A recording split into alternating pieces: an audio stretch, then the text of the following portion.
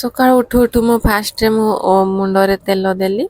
ଆଉ ଛୁଟି ଦିନରେ ନା ବହୁତ ଗୁଡ଼ାଏ କାମ ଥାଏ, ଏଗା କର ଟିକେ ସେଗା କର ଟିକେ ବହୁତ ଗୁଡ଼ାଏ କାମ ଥାଏ। ଆଉ ମୁଁ କାଲି ସଫା କରିଥିବା ଲୁଗାପଟା ମୁଁ ଫୋଲ୍ଡ କରିକିନା ଆଜି ରଖିଦେଉଛି। ଆଉ ତାପରେ ଆଜି ବି ମୁଁ କପଡ଼ା ଭିଜେଇଛି, ତାପରେ ମୁଁ ଗାଧେଇ ସାରିଲି ସବୁ ସଫା କରିକିନା। ତାପରେ ଛାତରେ ମୁଁ ଲୁଗା ସବୁ ଶୁଖଉଛି। ଆଉ ଶୁଖଉ ଏମିତି ପୁରା ଛାତଟା ଭରିଗଲା।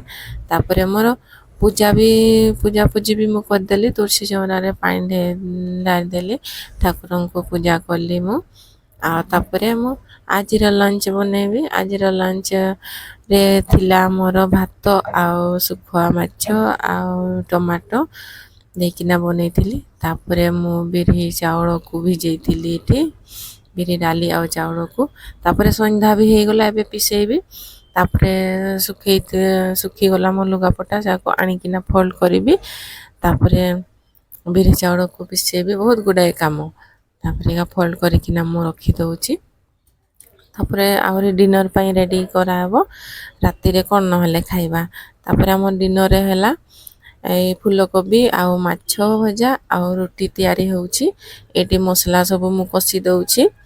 ଆଉ ତାପରେ ମାଛକୁ ଦେଇଦେବି ଆଉ ଫୁଲକୋବିକୁ ଦେଇଦେବି। ଆଉ ଦେଖା ହେବ ନେକ୍ସଟ ଭିଡ଼ିଓରେ। ବାଏ।